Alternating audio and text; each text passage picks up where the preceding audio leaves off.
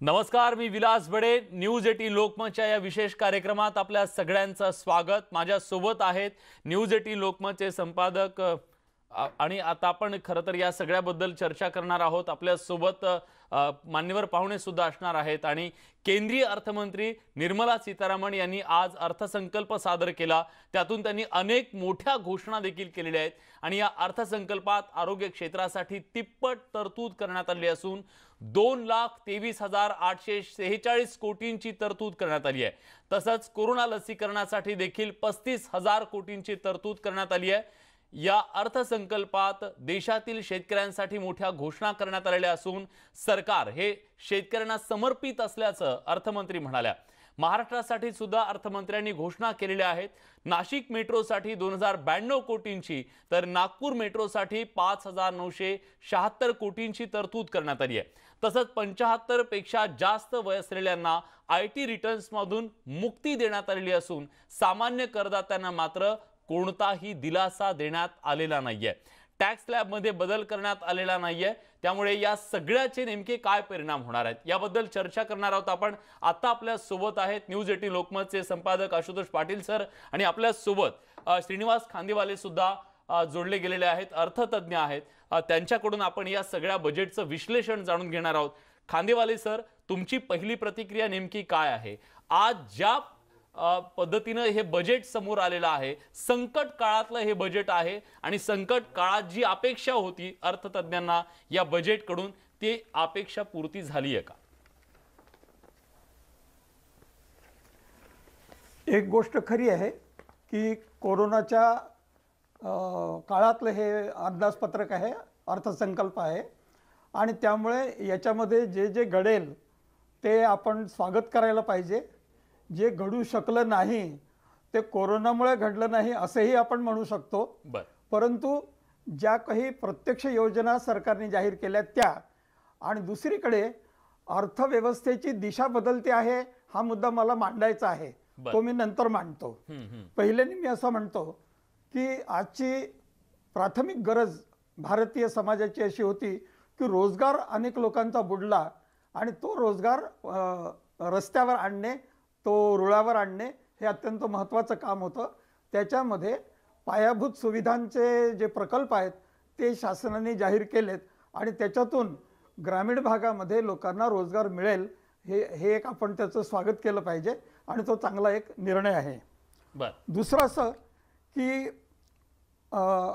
Company taxes म्हणजे कंपन्यांच्या उत्पन्नावर जो टॅक्स लावला जातो त्या कंपनी टॅक्सेसवर सूट आहे. त्याच्यामुळे आज जी बाजारामध्ये उसळी दिसते आहे त्याचा एक भाग असा आहे की कंपन्यांच्या उत्पन्नावरची ती सूट आहे आणि ती सूट जेवढी दिलेली आहे त्याच्यामुळे प्रॉफिटेबिलिटी, नफा वाढणार, म्हणून तो एक उत्तेजनाचा एक मार्ग आहे. दुसरं असं की लघु सूक्ष्म हे जे उद्योग आहेत ह्या उद्योगांवर सरकारने जे खर्च करायचं ठरवलं, स्टार्टअपवर जे खर्च करायचं ठरवलं, त्याच्यामुळे लहान जे उद्योजक आहेत, नवीन जे उद्योजक आहेत त्यांना आपल्याला काहीतरी करता येईल अशा तऱ्हेची उभारी वाटू शकते आणि म्हणून त्याच्यामध्ये MSMEचा जो भाग आहे लहान उद्योगांचा त्याला उत्तेजना वाटणं हाही एक शेअर बाजाराच्या उसळीमधला एक भाग अंश असू शकतो.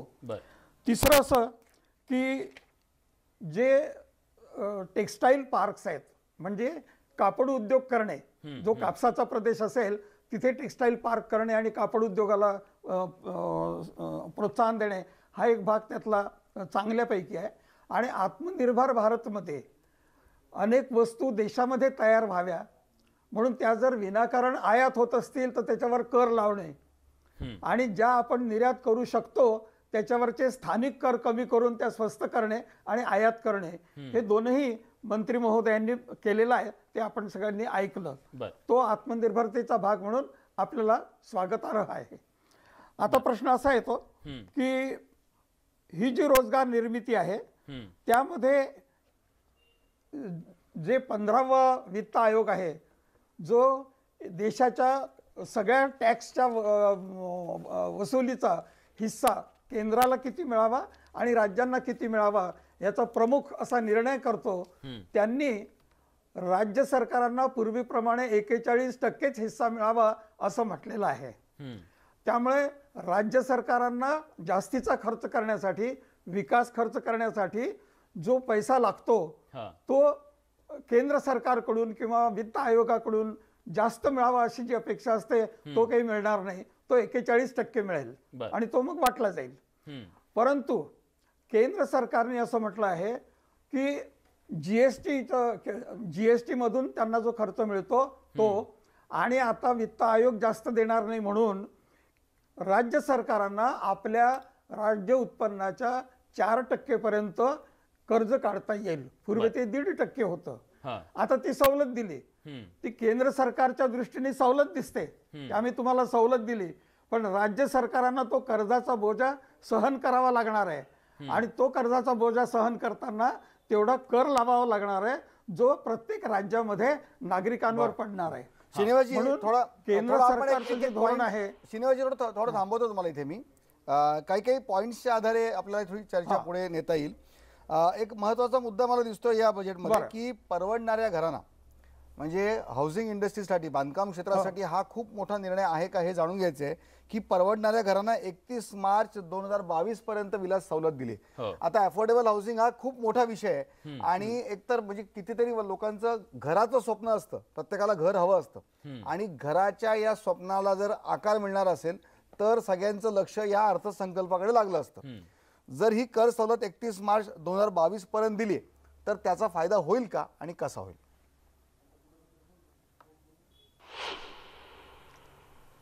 मला विचारताय ना? हो. हा. तर मला असं म्हणायचं आहे की अफोर्डेबल हाऊसिंग म्हणजे महानगरांमध्ये चांगलं घर मिळणं आणि आपल्या आवाक्यातलं मिळणं हे स्वप्न आहे आणि त्याच्या दृष्टीने भारत सरकारने या बजेटमध्ये जी कर सूट दिलेली आहे मार्च 22 पर्यंत, तर ती स्वागतार्ह आहे. आणि त्याच्याने ज्या लोकांच्या हाती आज रोजगार आहे आणि जे आज घर विकत घेऊ शकतात त्यांना तेवढा फायदा आहे. परंतु एका वर्षामध्ये रोजगार वाढेल का आणि त्या रोजगारामधून लोक घर घेण्या इतका पैसा बचत करू शकतील का, हा जो मुद्दा आहे हा आपल्याला पुढच्या वर्षामध्ये अनुभवायला मिळेल. सर, पण हाऊसिंग इंडस्ट्रीला याचा कसा फायदा? ग्राहक point of view, builders point of view, housing industry point of view या निर्णयाकडे कसं पाहताय? हाऊसिंगच्या दृष्टिकोनातून त्यांना नफ्याचा दर थोडा कमी राहील काय, कारण हे अफोर्डेबल हाऊसिंग आहे. सरकारच्या रेग्युलेशन प्रमाणे, नियंत्रणाप्रमाणे त्यांना त्या किमती लावाव्या लागतील. परंतु आपला धंदा चालू ठेवणे आणि त्या धंद्याच्या आधारावर इतर अनेक प्रकल्प सुरू करणे याच्या दृष्टीने त्यांना हा फायदा होईल. आणि जो रोजगार मिळतो तो सगळ्या प्रकारच्या मजुरांना सगळ्यात जास्त रोजगार आणि विविध प्रकारचा रोजगार हा बांधकाम मधून मिळतो. बरोबर. आणि त्याचा तो फायदा अर्थव्यवस्थेला आहे, मजुरांना आहे आणि बांधकाम व्यावसायिकांना नाही आहे. विलासा अतिशय महत्त्वाचा मुद्दा आहे की अर्थव्यवस्थेला चालना देणं हे अर्थसंकल्पाचं मुख्य उद्दिष्ट असतं. तर हे थोडंफार प्रमाणात या क्षेत्रात होऊ शकतं. बरोबर आहे. बरोबर. हाच मुद्दा घेऊन आपण मिलिंद कांबळे सरांकडे जाऊयात. मिलिंद सर, सर्वसाधारणपणे आपल्याकडे बजेटचे अनेक प्रकार दिसतात. निवडणुकीच्या तोंडावर जे बजेट येतात त्याच्यामध्ये प्रचंड सगळ्या सर्वसामान्यांसाठी त्यांना आकर्षित करणाऱ्या योजना असतात, त्यांना जास्तीत जास्त फायदे देणाऱ्या अशा योजना असतात. पण आजची जर परिस्थिती बघितली, एका मोठ्या संकटातून आपण बाहेर येतोय. लोकप्रिय घोषणांपेक्षा आज अर्थव्यवस्थेला बळकटी देणारा हा बजेट म्हणायचं का याला?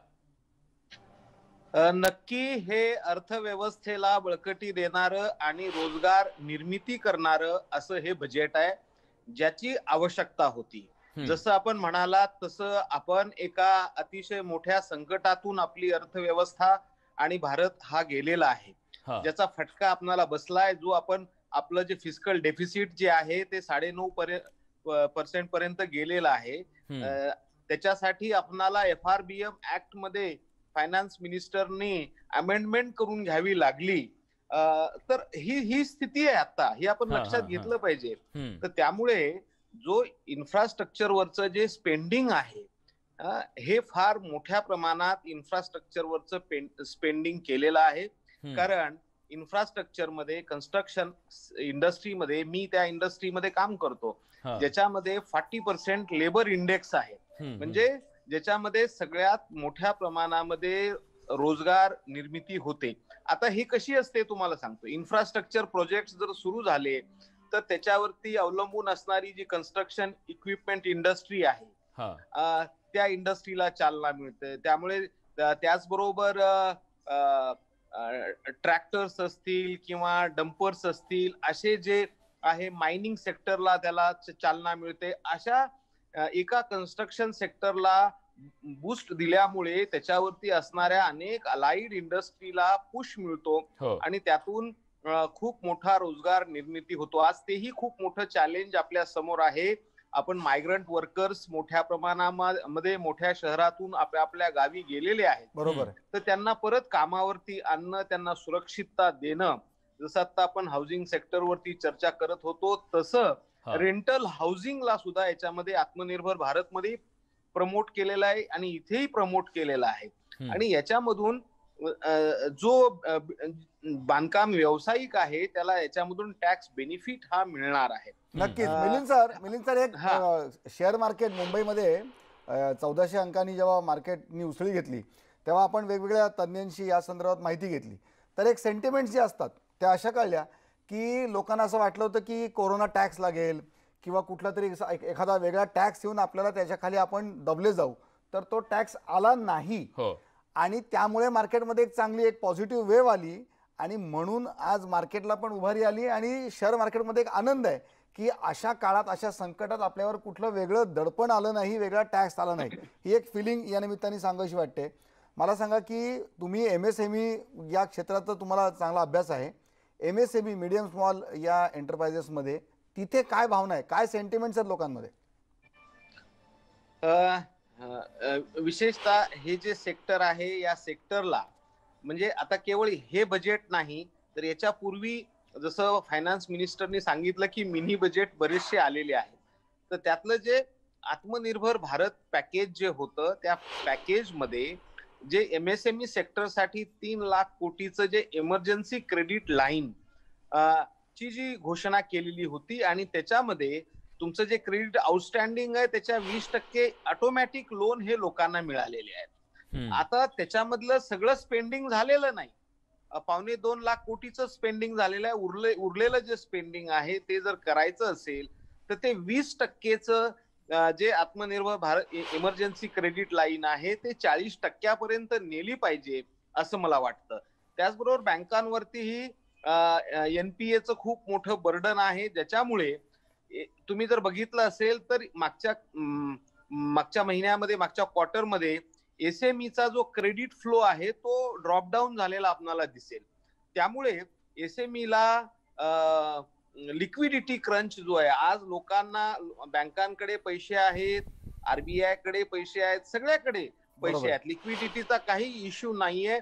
परंतु आज SME जे आहे त्या SMEला क्रेडिट क्रंच जो आहे तो मोठा आहेच आहे. तर त्यामुळे मग तो आत्मनिर्भर भारत पॅकेज मध्ये ज्या अनाउन्समेंट आहेत जो फंड ऑफ फंड क्रिएट केलेला आहे, स्ट्रेस SMEला सपोर्ट करण्यासाठीचा एक फंड आहे आणि हे इमर्जन्सी क्रेडिट लाईन याचा नक्की याला फायदा होईल असं मला वाटतं. नक्कीच. आणखीन एक वेगळ्या क्षेत्राकडे आपण एक चर्चा घेऊन जातोय. खांदेवले सर पण आपल्यासोबत. विमा क्षेत्रामध्ये 74% परकीय गुंतवणूक असणार आहे. मात्र त्याच्यात अट पण ठेवली आहे की ते त्यातले जे डायरेक्टर असतील ते भारतीय असायला पाहिजे, त्याचं एक प्रमाण ठरवलंय. या विमा क्षेत्रात ही जी परकीय गुंतवणूक येते त्याकडे तुम्ही कसं पाहता खांदेवले सर? मला तो निर्णय फारसा योग्य आहे असं वाटत नाही.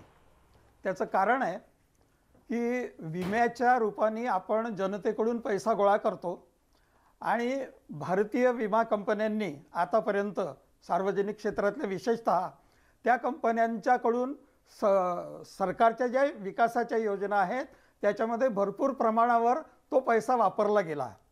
आता ज्या वेळेला आपण फॉरेन डायरेक्ट इन्व्हेस्टमेंट बोलवू त्यावेळेला डिसिजन मेकिंगमध्ये, निर्णय घेण्यामध्ये की कोणत्या उद्योगांमध्ये किती पैसा गुंतवावा विम्याचा याचा निर्णय फॉरेन डायरेक्ट इन्व्हेस्टमेंट प्रमाणे त्यांच्याकडे जाईल आणि त्यांच्या ज्या प्रायोरिटीज राहतील, त्यांना जे प्राधान्यक्रम वाटतील त्याच्याप्रमाणे त्या क्रेडिटचे अवेलेबिलिटी ही वाटली जाईल. कांदेवाले आणि सर, त्याच्यामधून आतापर्यंत सरकार कांदेवाले सर, एकीकडे LICचा IPO निघतोय, LIC मध्ये निर्गुंतवणूक आपण करतोय, आणि त्याच वेळेस आपण फॉरेन डायरेक्ट इन्व्हेस्टमेंट आणि फॉरेन इन्व्हेस्टर्सना आपण आपल्याकडे आकर्षित करतोय. या दोन गोष्टीकडे तुम्ही कसं पाहाल? अगदी एकमेकांच्या विरुद्ध आहेत की जी LIC चांगली चालू आहे आणि जगातली चांगल्यापैकी एक सार्वजनिक कंपनी आहे, तर त्याच्यामधला आपण आपला शेअर विकून टाकतो आणि मग त्याच्यामध्येच पुन्हा विदेशी भांडवल बोलावतो. म्हणजे हे अर्थशास्त्रीय दृष्टिकोनातून आणि आत्मनिर्भरतेच्या दृष्टिकोनातून त्याच्यामध्ये विसंगती निर्माण होताना आपल्याला दिसते. आणि त्याच बरोबर मी आणखीन एक आपलं लक्ष वेधू इच्छितो वेळेच्या अभावी, की ग्राम पुनर्रचनेकडे यामध्ये आपल्याला फारसा भर झालेला दिसत नाही आणि त्या बजेटमध्ये सुद्धा आलं नाही. आता हे मागच्या बजेटचे पेपर्स माझ्या हाती आहेत की 1920 आणि 1921 म्हणजे गेल्या 2 वर्षाचं जे पाहिलं तर मागच्या वर्षामध्ये रुरल डेव्हलपमेंटवर उणे 1.7% इतका खर्च आहे. म्हणजे जे आधी अलॉटमेंट होतं ते कमी केलं गेलं. मग ग्रामीण डेव्हलपमेंटमध्ये सरकारच्या आकड्यांप्रमाणे जर जवळपास 2% खर्च कमी केला गेला तर मग ग्रामीण विकास आम्ही करतो आहोत, आम्ही त्याच्याशी बांधलेले आहोत, कटिबद्ध आहोत असं म्हणणं हे आकड्यांमध्ये बसत नाही, सरकारचे आकडे दाखवत नाहीत. आणि त्यामुळे मला असं वाटतं की त्याचा फोकस हा ग्रामीणकडे जायला पाहिजे, ग्रामीणकडे जायला पाहिजे. आणि या बजेटमध्ये जर चांगला खर्च केला जाईल तर तो जावा.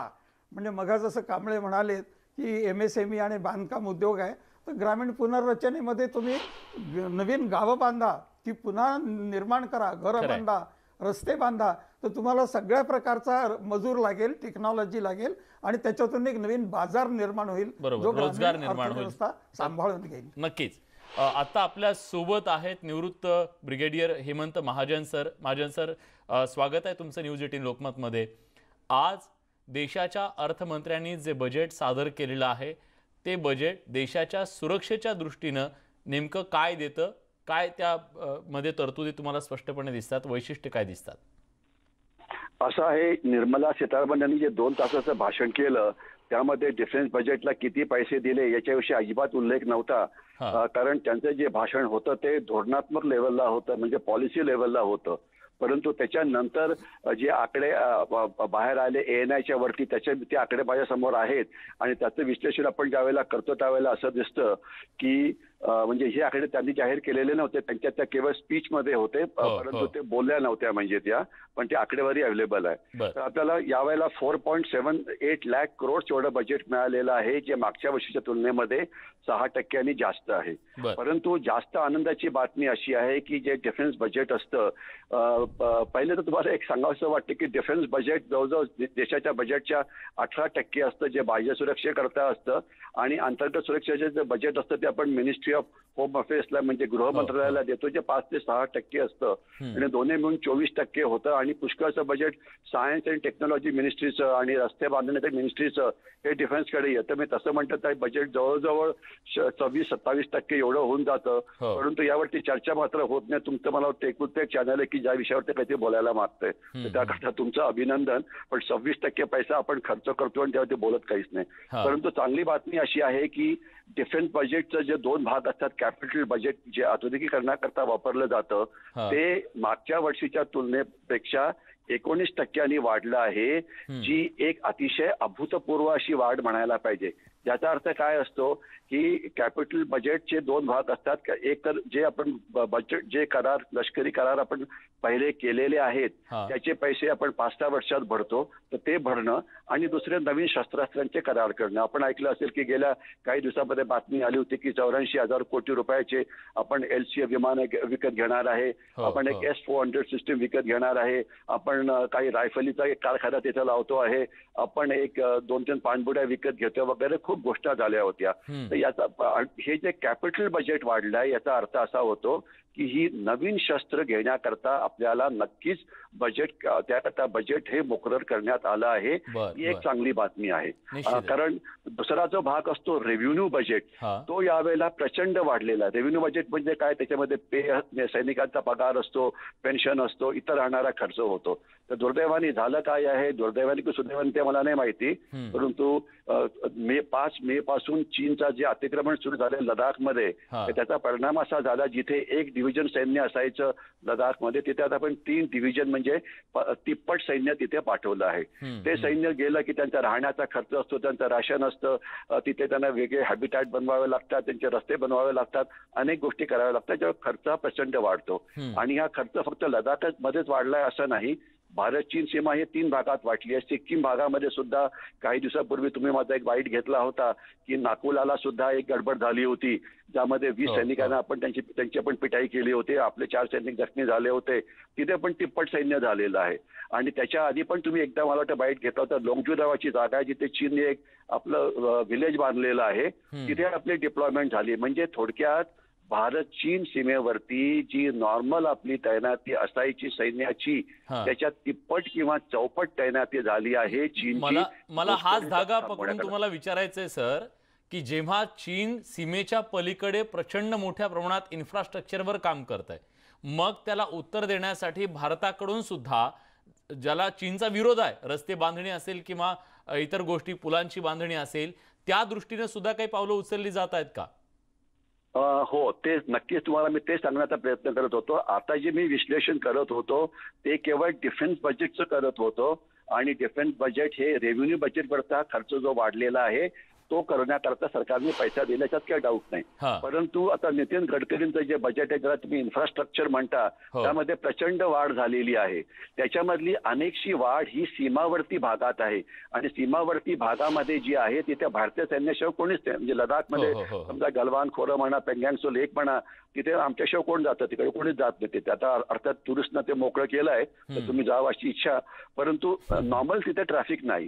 तर म्हणजे बजेट जरी गडकरींचं वाढलं असेल तरी त्याचा फायदा हा होतो आहे भारतीय सैन्याला. ती एक अतिशय चांगली बाब आहे. विलास, एक चांगली माहिती सरांकडून आपल्याला मिळते. आणि आपल्या व्ह्युअरला पण आपण थोडं थांबून ही माहिती पुन्हा एकदा सांगूया की हा जो इन्फ्रास्ट्रक्चरवरचा जो खर्च आहे, ही अर्थसंकल्पातली तरतूद आहे, त्यातला बराचसा भाग हा अशा ठिकाणी खर्च होणार आहे की जिथे सैन्याला गरज आहे. म्हणजे संरक्षण विषयक तरतुदी जरी ठळकपणे आपल्याला या बजेटमध्ये दिसल्या नसल्या तरी त्याचा अंतर्भाव याच्यामध्ये, समावेश याच्यामध्ये केलेला आहे. ही एक निश्चितच आपल्यासाठी, सगळ्या देशवासियांसाठी एक चांगली गोष्ट आहे. निश्चितच जेव्हा चीन आक्रमकपणे सीमेच्या पलीकडे मोर्चे बांधणी करत आहे, वेगवेगळ्या रस्त्यांची बांधणी करत आहे, अशा वेळी भारतानं सुद्धा त्याला तशाच पद्धतीने उत्तर देणं गरजेचं आहे. आणि त्या दृष्टीने आता पावलं पडतायत, हे महाजन सरांच्या विश्लेषणातून स्पष्टपणे जाणवत आहे. सर, तुम्ही आलात त्याबद्दल तुमचे मनापासून आभार. हेमंत महाजन सर, निवृत्त ब्रिगेडियर, आता आपल्या सोबत या बजेटचं सैनिकी दृष्टीनं विश्लेषण करत होते. एक छोटासा ब्रेक घेतोय. ब्रेक नंतर शेतकऱ्यांच्या बद्दल या बजेटमध्ये ज्या अनेक गोष्टी दिसत आहेत त्याच्या मागचं कारण नेमकं काय आहे आणि त्याचा शेतकऱ्यांना कसा फायदा होणार आहे याचं विश्लेषण करूया. ब्रेक नंतर कुठे जाऊ नका, पहा फक्त न्यूज 18 लोकमत.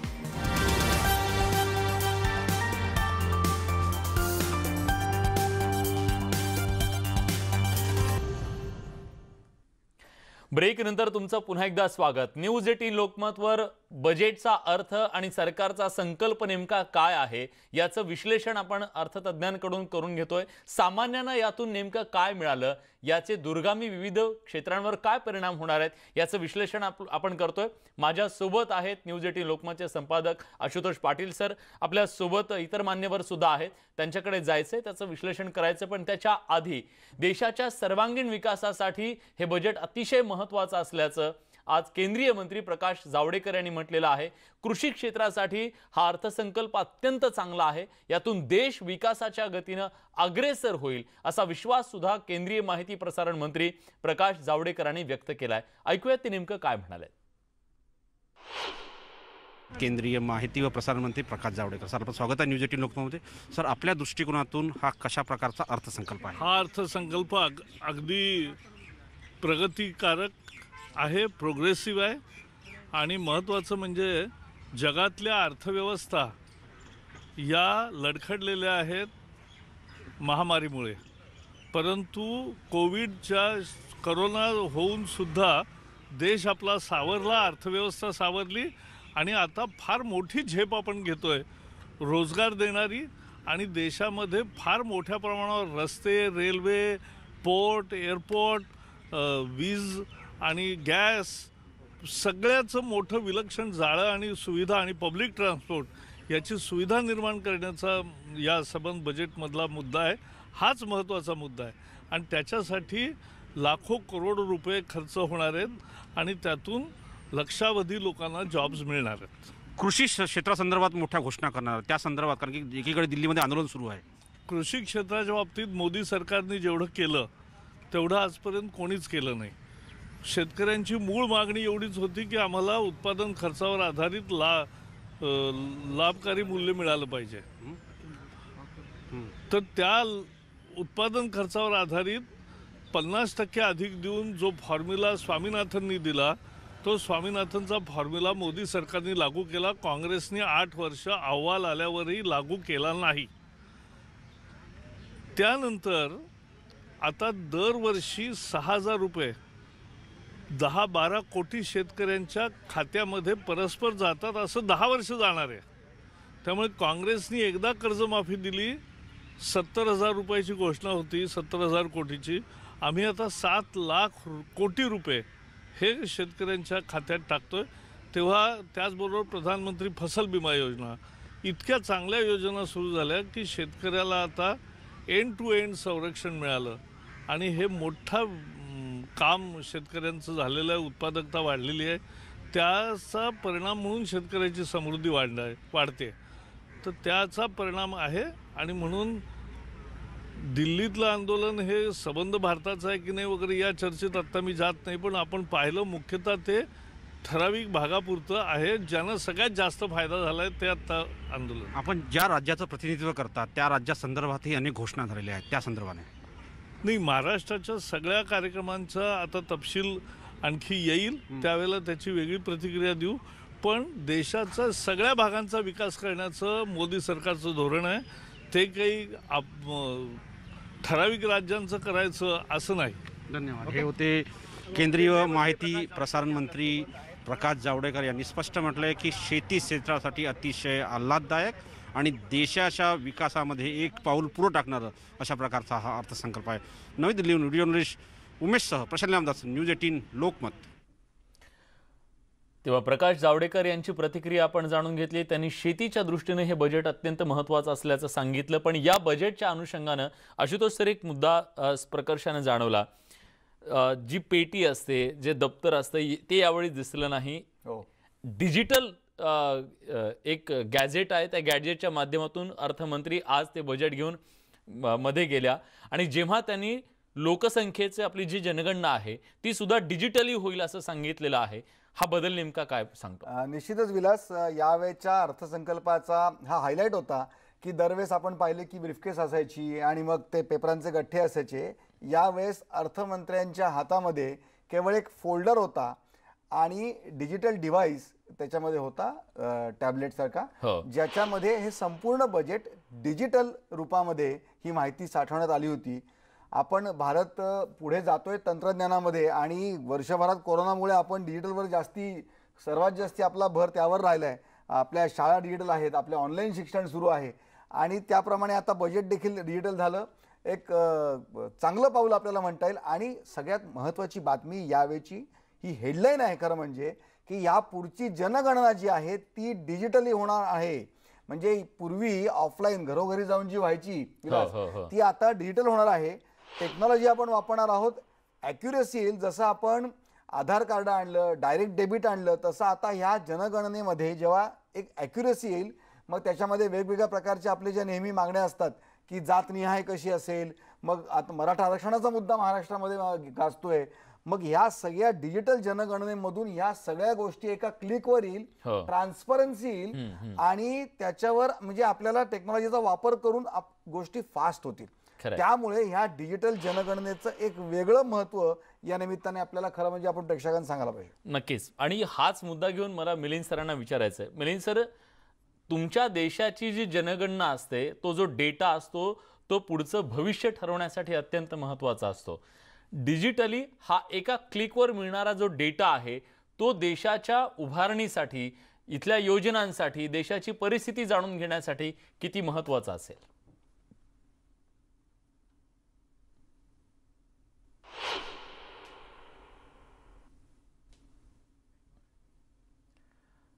काही तांत्रिक कारणामुळे मिलिंद सरांचा आवाज आपल्यापर्यंत पोहोचत नाहीये.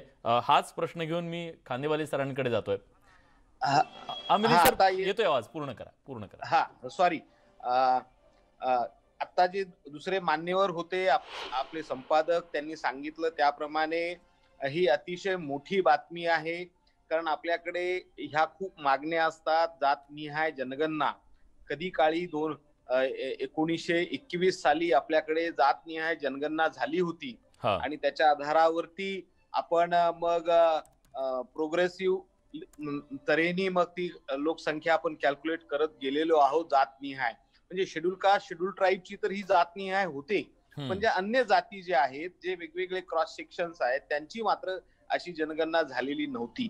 तर ती जर झाली तर प्लॅनिंग करण्यासाठी, अलोकेशन करण्यासाठी, त्या समाजाची प्रगतीचं मोजमाप करण्यासाठी, त्यांच्यासाठी विशेष आणखी योजना बनवण्यासाठी हे फार आवश्यक असतं. खरं म्हणजे या करोना काळाने काही ब्लेसिंग अँड डिस्गाईज असं म्हणतात, तसं भारत हा गो डिजिटली असा झालेला आहे. त्यामुळे सर्व काही आणि सर्वसामान्य माणूस सुद्धा आज डिजिटली मूव्ह झालेला असल्यामुळे ही त्या अर्थाने जर जनगणना होणार असेल तर हे खूप मोठं पाऊल हे असेल डिजिटल जनगणनेचं. आणि ज्याच्यातून जो परफेक्ट डेटा, जे आपल्याकडे आज ऍस्पिरेशनल डिस्ट्रिक्ट्स आहेत, ते डिस्ट्रिक्ट्स का मागे आहेत, कारण त्यातला जो एक्झॅक्ट जो डेटा जर असा तो जो समोर आला, आता काही डेटा आहे आपल्याकडे, त्याच्या आधारावरतीच ते ऍस्पिरेशनल डिस्ट्रिक्ट, अति मागास जिल्हे असं त्यांनी हे केलेलं आहे, चिन्हित केलेलं आहे. परंतु त्याच्यातला जर प्रत्यक्ष जर आणखी सूक्ष्म डेटा जर आपल्याकडे आला तर त्याचं अनालिसिस करून राज्य सरकार असतील, केंद्र सरकार असेल, यांना स्पेसिफिक योजना बनवण्यासाठी त्याचा खूप मोठा फायदा होईल असं मला वाटतं. नक्कीच. आता आपल्यासोबत अर्थतज्ञ जयराज साळगावकर सुद्धा जोडले गेलेले आहेत. सर, साळगावकर सर, स्वागत आहे तुमचं न्यूज 18 लोकमत मध्ये. एक अनुभवी आणि अर्थतज्ञ म्हणून तुमची अशी आणखी एक ओळख आहे. तुम्ही काय सांगाल या बजेटबद्दल? तुमची पहिली प्रतिक्रिया आम्हाला जाणून घ्यायची आणि मग नंतर आपण वेगवेगळ्या मुद्द्यांना स्पर्श करूया. साळगावकर सर. हे बजेट जे आहे ते पॉलिसी बजेट आहे, हे फिस्कल किंवा मॉनिटरी बजेट नाही. बर, म्हणजे जे बजेट मांडायचं आहे ते पार्ट ए मध्ये त्यांनी मांडलेलं आहे आणि पार्ट बी मध्ये म्हणजे डायरेक्ट आणि इनडायरेक्ट टॅक्सेस याच्यामध्ये त्यांनी काही मांडलेलं नाही आहे. त्याच्यामुळे हे बजेट हे एका वर्षाचं नसून हे बजेट हे त्याच्यापेक्षा जास्त काळाचं आहे. किती ते मी नाही सांगू शकत, परंतु हे जास्त काळाचं बजेट आहे, लाँग रनचं बजेट आहे. आणि त्यातले जे ॲस्पेक्ट सगळे त्यांनी घेतलेले आहेत ते लाँग रनचे ॲस्पेक्ट घेतलेले आहेत. इमिजिएट इफेक्टने थोड्याच गोष्टी होणार आहेत, जास्त गोष्टी आहेत त्या लाँग रनमध्ये होणार आहेत. साळगावकर सर, असं वाटलं होतं की कोरोना काळानंतर आलेलं हे बजेट आहे, त्यामुळे लोकांवर काही डायरेक्ट टॅक्सेस, कोरोना टॅक्स सारखा एखादा टॅक्स येऊ शकेल, त्यामुळे काही भीती होती, पण काही झालं नाही. आणि दुसरीकडे इन्फ्रास्ट्रक्चरवरती प्रोव्हिजन करणं असेल किंवा हाऊसिंग इंडस्ट्रीसाठी काही घोषणा झालेल्या आहेत, त्याच्यानंतर डिसइन्व्हेस्टमेंट संदर्भात घोषणा झाल्या आहेत. आपण क्रमाक्रमाने जाऊया. हाऊसिंग इंडस्ट्रीवर या बजेटचा काय परिणाम होईल असं वाटतंय?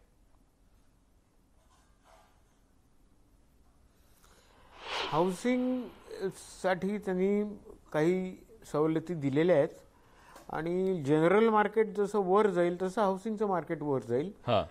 पण आता जी स्टील वरची जी हे होती ती त्यांनी कमी केलेली आहे. त्यानुसार आता कारण स्टीलचे भाव वाढलेत जवळजवळ 50% आणि डिमांडही तेवढाच वाढलाय, त्यामुळे हाऊसिंगला आणि सिमेंटचेही वाढलेत, त्यामुळे हाऊसिंगला मल्टिप्लायर ऑलरेडी लागलेला आहे असं दिसतंय. कारण पूर्वी ज्या रजिस्टर करायच्या ऑफिसमध्ये कोणी कुत्रं नसायचं, तिथे आता क्यू असतो. त्यामुळे लोक हाऊसिंग मध्ये पैसे टाकतायत, छोट्या घरात तर नक्कीच टाकतायत. त्यामुळे हाऊसिंगला हे बजेट सपोर्टिंग आहेत, काही नवीन कर आलेला नाही आहे हाऊसिंगवर. रजिस्ट्रेशन ड्युटीमध्येही त्यांनी तसं काही वाढवलेलं नाही. सर, तुम्ही करांबद्दल बोललात. सर्वसामान्य करदात्यांना मात्र या बजेटमधून दिलासा मिळाला नाही, त्यामुळे थोडासा हिरमोड झालेला दिसतोय सर्वसामान्य करदाते जे आहेत त्यांचा.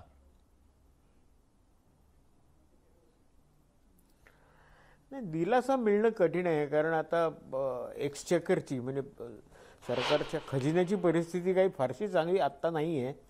कारण कोरोनामुळे प्रोडक्शन सगळा चक्का जाम झाला होता, रेव्हेन्यू आलेला नाही आहे, खर्च आहेत ते आहेतच, पण जेवढे वाढवले जातील किंवा वाढतील असं वाटलं होतं तेवढे काय वाढले नाहीत, 3.25%नेच वाढलेत. पण त्यामुळे सवलत देणं शक्य नव्हतं. उलट मगाशी तुम्ही म्हणत होता तसं सेस येईल, कोरोना सेस असं लोकांना वाटत होतं खात्री लायकीच्या.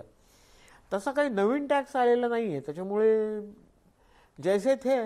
बर सर, आणखीन एक मुद्दा आहे की डिजिटल व्यवहारांना प्रोत्साहन देण्यासाठी 1500 कोटींची तरतूद या बजेटमध्ये करण्यात आलेली आहे. याचे काय दूरगामी परिणाम होते? हो, डिजिटल आपण जेवढं जाऊ तेवढं काम सोपं होत जाईल ना. आता टॅक्सेसमध्ये त्यांनी गेल्या बजेटमध्ये केलं होतं की तुम्ही तुमचा टॅक्स भरण्यासाठी असेसमेंट ऑफिसरला कोणालाही भेटायची गरज नाही. तुम्ही ऑनलाईन टॅक्स भरू शकता आणि तुमची स्क्रुटिनी झाली तर ती ऑनलाईन होऊ शकते. त्याच्यामुळे खूप सोय झाली ना. पूर्वी जे लोकांना नाडलं जायचं, हे दाखव ते दाखव, तसं प्रत्यक्ष कॉन्टॅक्ट नाहीच आहे ना, आणि कोणाकडे केस जाईल तेही कळत नाही. त्यामुळे ते फायद्याच आहे. तुम्ही अगदी बरोबर मुद्दा घेतलात. अर्थमंत्र्यांनी हे देखील सांगितलं की जे डिस्प्यूट होतात टॅक्स भरण्यावरून, तर यापुढे डिस्प्यूट करण्यासाठी एक इलेक्ट्रॉनिक यंत्रणा उभारली जाईल. कुठल्या अधिकाऱ्याला जाऊन भेटायची गरज नाही. त्यामुळे होणार त्याचे जे दुष्परिणाम होते, भ्रष्टाचाराला कुठे वाव होता, तो नसणार आहे. आणि त्यामुळे आपण जी वेगळ्या इकॉनॉमीकडे जाऊ असं म्हणतोय, त्या दृष्टीने टाकलेले पाऊल आहे. भ्रष्टाचार मुक्त डिस्प्यूट सोडवताना जे वेगवेगळा भ्रष्टाचार व्हायचा तो होणार नाहीये, हा महत्वाचा मुद्दा आहे. निश्चितच. आणि त्याच्यासाठी डिजिटल इंडियाचं जे पाऊल आहे ते आणखीन सक्षमपणे पुढे जाताना दिसतंय. एक छोटासा ब्रेक आपण घेतोय. ब्रेक नंतर शेतीच्या मुद्द्यांकडे वळूयात. या अर्थसंकल्पाच्या माध्यमातून शेतकऱ्यांना काही देण्याचा प्रयत्न या सरकारनं केलेला आहे, त्याचे परिणाम भविष्यात काय होतील त्याचीही चर्चा, त्याचंही विश्लेषण एका छोट्याशा ब्रेक नंतर. कुठे जाऊ नका, पहा फक्त न्यूज 18 लोकमत. ब्रेक नंतर तुमचं पुन्हा एकदा स्वागत. न्यूज 18 लोकमतवर आपण चर्चा करतोय. आज केंद्रीय अर्थमंत्र्यांनी जे बजेट सादर केलं, त्या बजेटमधले जे विविध मुद्दे समोर येत आहेत त्याचं विश्लेषण करतोय आपण. जयराज साळगावकर सरांनी स्पष्टपणे सांगितलेलं आहे की दुर्गमी परिणाम करणारं हे बजेट आहे. हे बजेट तात्कालिक कुठल्या तरी बदल होतील असं नाहीये, आणि अर्थव्यवस्थेसाठी ज्याची गरज होती ते घडलेलं आहे. पॉलिसी बजेट असा उल्लेख करतात साळगावकर सर. सर, शेती क्षेत्राला काय ह्याच्यामध्ये आजच्या बजेटमध्ये मिळेल असं दिसतंय? शेती क्षेत्राला भरभरून दिलेलं आहे त्यांनी. गहू, तांदूळ, कापूस आणि मत्स्य शेती ही 4 क्षेत्र निवडली आहेत, आणि त्याच्यासाठी खास फंडिंग केलेलं आहे. आणि महत्वाची गोष्ट म्हणजे लोकांना जी भीती वाटत होती की APMC आता बंद करणार म्हणून, त्याच्या विरुद्ध अशी स्ट्रॅटेजी व्यक्त केली आहे त्यांनी. ॲग्रो इन्फ्रास्ट्रक्चर फंड निर्माण केला आहे आणि APMCला फंडिंग होणार आहे. जे कायद्यामध्ये APMCचे अधिकार काढले ते खरं आहे, परंतु त्याच वेळेला APMC जिवंतही ठेवण्याचा त्यांचा विचार आहे आणि फंडिंग करण्याचा विचार आहे. दुसरं म्हणजे अण्णा हजारेंची जी मागणी होती की हमी भावाला 1.5 किंमत द्या, ती तशीच्या तशी मान्य केली आहे सरकारने. आणि ते 1.5 म्हणजे इतके खूप पैसे होतात की त्या पैशातून क्रयशक्ती वाढणार, डिमांड वाढणार, त्यातून एम्प्लॉयमेंट वाढणार आणि ग्रामीण भागात पैसे जाणार. सगळ्यात महत्त्वाची गोष्ट ही. त्यामुळे हे शेती ओरिएंटेशन या बजेटचं महत्त्वाचं आहे माझ्या मते. आणि ते आत्मनिर्भर नावात हे आहे या बजेटचं एसेन्स. आत्मनिर्भरता आहे, हे शेतीला महत्त्व दिल्यामुळे अधिक स्पष्ट होतं असं मला वाटतं. विलास, आणखीन एक मत्स्य शेती संदर्भात देखील या बजेटमध्ये एक चांगली प्रोव्हिजन आहे आणि त्यासाठी देखील चांगल्या घोषणा या बजेटमध्ये करण्यात आलेल्या आहेत. खांदेवाले सर, या संदर्भात आपण काय सांगाल? मला असं वाटतं की MSPच्या किती पट ते भाव देणार हे जे म्हटलं जात आहे, तर त्याच्यामध्ये उत्पादन खर्चाच्या 1.5 पट भाव म्हणजे MSP असावं असं स्वामीनाथन कमिशनचाही अहवाल आहे. आणि MSP सगळ्या पिकांना मिळावी ही शेतकऱ्यांची मागणी आहे. तर MSPच्या 1.5 पट देतील असं मला वाटत नाही, कारण MSP द्यावी हीच मागणी आहे. आणि MSPच्या 1.5 पट होईल तर मग बाजारामध्ये ते शक्य होणार नाही, कोणी घेणारच नाही ते. म्हणून ते आपल्याला एकदा तपासून पाहावं लागेल प्रिंटेड जे भाषण येईल त्याच्यामध्ये. नंबर 2 की ॲग्रिकल्चरल त्यांनी इन्फ्रास्ट्रक्चर फंड हा स्थापन केला, ती फार आवश्यक अशी बाब आहे. आणि शेताला रस्ता असला पाहिजे, तर म्हणून त्या खेड्यामध्ये शेत रस्ता याच्यापासून जेव्हा दुरुस्ती होईल तेव्हा शेतकऱ्याला त्याचा खरा फायदा बाजाराचा मिळू शकेल, तोपर्यंत त्याला त्याच्यातल्या अडचणी येतात. नंबर 3 की सध्या शेतकऱ्यांचं जे आंदोलन सुरू आहे त्याच्यामध्ये त्यांचं म्हणणं असं आहे की तुम्ही MSP जर देता असं म्हणता तुम्ही आणि ती चांगली देता जाहीर केल्यापेक्षा थोडी जास्त, तर मग त्याला कायदेशीर स्वरूप देऊन द्या. म्हणजे मग आम्हाला प्रत्येक देशातल्या प्रत्येक शेतकऱ्याला प्रत्येक पिकासाठी ते कायदेशीरपणे ते MSP मिळेल असा त्याचा अर्थ होईल, असं ते आंदोलन सुरू आहे. बरोबर. पलीकडचा मुद्दा काय येतो की जे माननीय मंत्री बोलल्या नाहीत की शेतकऱ्यांची दुसरी जी त्या 3 कायद्यांबद्दलची मागणी आहे की त्याच्यामध्ये अमेरिकेतली जरी आपण आकडेवारी पाहिली तरी त्याच्यामध्ये असं दिसतं की लहान शेतकरी हे कमी कमी होत गेलेत त्या कॉर्पोरेट शेतीमुळे आणि कॉन्ट्रॅक्ट शेतीमुळे. आणि हे त्याचं रेकॉर्ड आहे आकडेवारीने. तर त्यामुळे ती जी भीती शेतकऱ्यांच्या मनामध्ये आहे ती सुद्धा सरकारने काढून टाकायला पाहिजे होती. तुम्हाला थांबवतो की ॲग्रिकल्चर इन्फ्रा सेस हा या संदर्भात देखील मोठी घोषणा आहे की हा जो जमा होणार आहे आणि त्याच्या माध्यमातून जे कोट्यवधी रुपये जे होतील हे शेतकऱ्यांवर खर्च केले जातील अशी देखील घोषणा या बजेटमध्ये आहे. विलास, नक्कीच. आणि त्यामुळे त्याचा नेमका काय परिणाम होणार आहे आणि हा जो सेस लावलेला आहे तो कुणाच्या खिशातून जाणार आहे, तुमच्या आमच्या जाणार आहे की केंद्र सरकारच्याच जाणार आहे, याच्याबद्दलची चर्चा करणं गरजेचं आहे. कारण आज बऱ्याच जणांच्या मनात त्याबद्दलचे गैरसमज आहेत.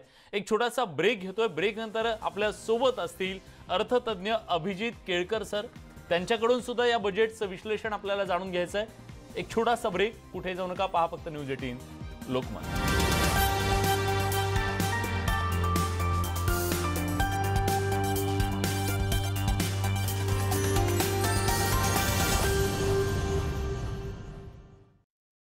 मोफत RTGS, NFT तसंच मोबाईल ॲपद्वारे सर्व प्रकारचं बुकिंग, QR कोड, मनी ट्रान्सफर 9 राज्यात 103 शाखांसह श्री रेणुका माता मल्टी स्टेट. आजच भेट द्या. सब कुछ आजमाया और तब मैंने माना कि सिर्फ सच्ची सहेली ही है महिलाओं के उन मुश्किल दिनों की हर समस्या, जैसे कठिन दर्द, अनियमितता, खून की कमी, थकान व कमजोरी जैसी सभी प्रॉब्लम्स के लिए नंबर 1 औषधि एवं टॉनिक.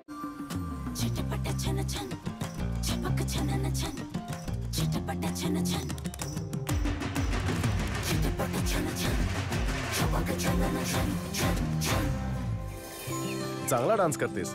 स्टुडंट आहेस? मम्मी ती मम्मी आहे.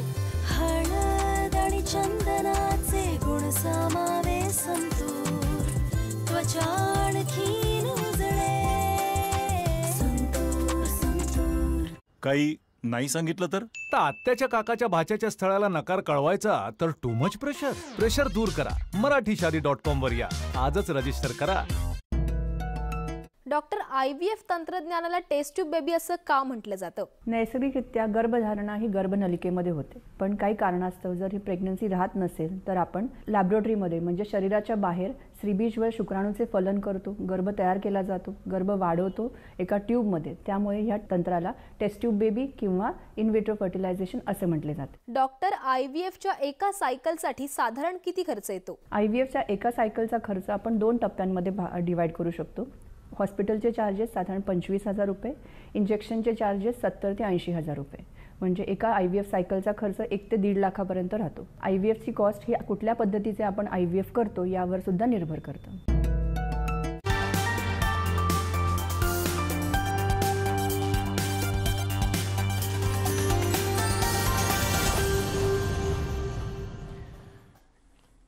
ब्रेक नंतर तुमचं पुन्हा एकदा स्वागत. न्यूज 18 लोकमतवर आपण विश्लेषण करतोय आज सादर झालेल्या अर्थसंकल्पाचं आणि कोरोनाच्या प्रचंड मोठ्या महासंकटाच्या नंतर अर्थव्यवस्थेला पुन्हा उभारी देण्याचं एक आव्हान घेऊन आज अर्थमंत्र्यांनी हे बजेट सादर केलेलं आहे. याबद्दल आपण विश्लेषण करतोय. आता आपल्यासोबत अर्थतज्ञ जयराज साळगावकर सर आहेत आणि आपल्यासोबत अभिजित केळकर सुद्धा जोडले गेलेले आहेत आणि या सगळ्याबद्दल बोलण्यासाठी आपल्यासोबत न्यूज 18 लोकमतचे संपादक आशुतोष पाटील सर सुद्धा आहेत. विलास, राष्ट्रीय रेल्वे योजनेसाठी 1,10,000 कोटींची तरतूद या बजेटमध्ये दिसते.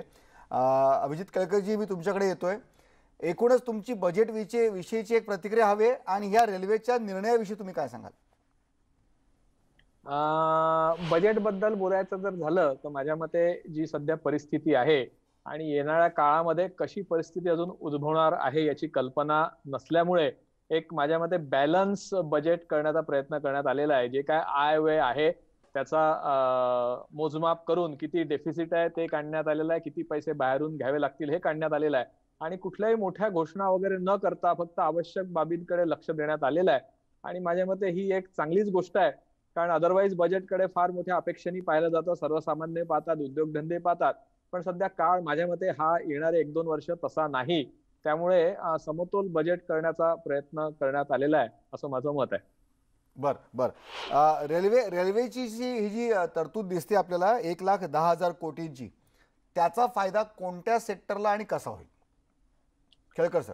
नाही, आता नाही असं आहे की रेल्वेचं विस्तार वाढवण्याकरता आणि त्याच्यामध्ये अजून नवीन गोष्टी तांत्रिकदृष्ट्या अजून आणण्याकरता जी काही तरतूद यांनी केलेली आहे, अल्टिमेटली फायदा यांचा सर्वसामान्यापासून तर जे रेल्वेनी वाहतूक करतात त्यांना आणि त्या अनुषंगाने ज्या सुविधा येतील आहे, जे ज्याला म्हणून आपण फ्री सर्व टेक्नॉलॉजी बेस्ड जे वातावरण होईल आहे आणि जास्तीत जास्त ठिकाणी लोक म्हणा किंवा माल म्हणा यांची वाहतूक होऊ शकणार आहे.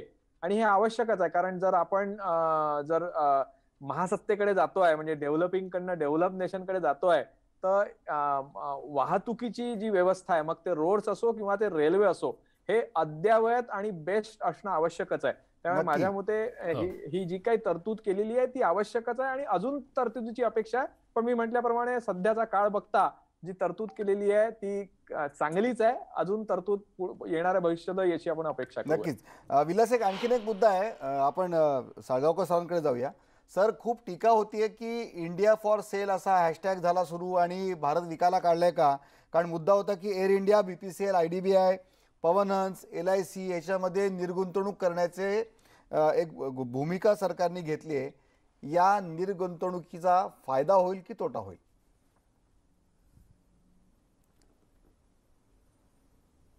ही निर्गुंतवणूक करताना ज्या ज्या लायबिलिटीज आहेत ते म्हणजे एअर इंडिया ही लायबिलिटी झाली आता, तर त्या लायबिलिटीज शेड ऑफ म्हणजे काढून टाकणं हे श्रेयस्कर आहे. कारण नाहीतर तो त्याचा खजिन्यावर सरकारचा परिणाम होतो, एक्सचेकरवर परिणाम होतो. आणि LIC सारखी कंपनी जी फायद्यात आहे तिचं निर्गुंतवणूक करण्याच्या मागचं कारण काय आहे हे काय मला माहीत नाही. कारण ती प्रचंड फायदा करणारी कंपनी आहे आणि तो ब्रँड त्यांचा हा एथनिक म्हणजे तो चांगला ब्रँड आहे. आणि आता रेल्वेने सुरेश प्रभू जेव्हा मंत्री होते त्या खात्याचे तेव्हा रेल्वेमध्ये LICने खूप इन्व्हेस्टमेंट केली. आणि रेल्वेचं जे आधुनिकीकरण आतापर्यंत जे झालेलं आहे ते LICच्या पैशातून झालेलं आहे. तर 76% जर का LICचे विकले, 74% सॉरी, तर त्याचा आवाज राहणार नाही सरकारला. पण एअर इंडिया सारखेचे लायबिलिटीज आहेत त्या वेगळ्या, म्हणजे IDBI आहे उदाहरणार्थ. आता काय ते लायबिलिटीज झाली ना ती. आता ती का झाली, कशामुळे, कोणामुळे ही हिस्ट्री येतात पडण्यात काही अर्थ नाही, परंतु ती विकण्याच्या शिवाय दुसरा काही इलाज नाही. नाहीतर तिथल्या कर्मचाऱ्यांचं काय होणार? आज एअर इंडियामध्ये 50,000 लोक नोकरीला आहेत, त्यांचे संसार आहेत, परत त्यांच्यावर अवलंबून असणारे लोक आहेत. तर याचा वेलफेअर स्टेट म्हणून विचार करता ती विकणं हे योग्य आहे. पण ज्या फायद्यातल्या कंपन्या आहेत, नवरत्न कंपन्या चांगल्या त्या विकून सरकारला काय मिळणार आहे याचं उत्तर काय नाहीये, ते त्यांनाच माहिती असेल. विमा क्षेत्रासंदर्भात सुद्धा मोठी परकीय गुंतवणुकीला जी आता जी दारं उघडली जातील, खरं म्हणजे आता या कोरोना काळामध्ये विमा क्षेत्राकडे सगळ्यांचंच जास्ती लक्ष होतं आणि वेगवेगळ्या आपण खरं म्हणजे ATDचा बेनिफिट घ्यायचा म्हणून आपण आरोग्य विमा काढलेला असायचा, पण नंतर लोकांना कळलं की ह्या गोष्टी आपल्या विम्यामध्ये कव्हरच नाहीयेत आणि लोकांना हॉस्पिटलची 10-10 लाखाची 20-20 लाखाची बिलं आली, ते PPE किटचे खर्च पण लोकांच्या खिशातून गेले. या आठवणी आता खरं म्हणजे जखमा त्या भळभळत्यात लोकांच्या अजूनही. अशा वेळेस विमा क्षेत्रामधल्या गुंतवणुकीवरून पुन्हा एकदा ही जी महत्वाची घोषणा आहे त्या संदर्भात देखील आपल्याला या चर्चेत पुढे जाता येईल. नक्कीच. पण आज या चर्चेच्या निमित्तानं अर्थसंकल्पात ज्या सर्वसामान्यांसाठी, उद्योग क्षेत्रासाठी, शिक्षण आणि संरक्षण पासून प्रत्येक क्षेत्रासाठी नेमक्या ज्या तरतुदी केलेल्या आहेत त्याचा नेमका काय फायदा होणार आहे, काय तोटा होणार आहे, या सगळ्याचा धांडोळा घेण्याचा आपला हा प्रयत्न होता. आणि या चर्चेमध्ये आपण सगळेजण आलात त्याबद्दल न्यूज 18 लोकमतच्या वतीनं आपले मनापासून आभार व्यक्त करतो. न्यूज 18 लोकमतचे संपादक आशुतोष पाटील सर सुद्धा आपल्यासोबत या चर्चेमध्ये होते, त्यांचेही आभार. आणि या विशेष कार्यक्रमात आपण इथेच थांबतोय. ताज्या घडामोडींसाठी बघत रहा न्यूज 18 लोकमत.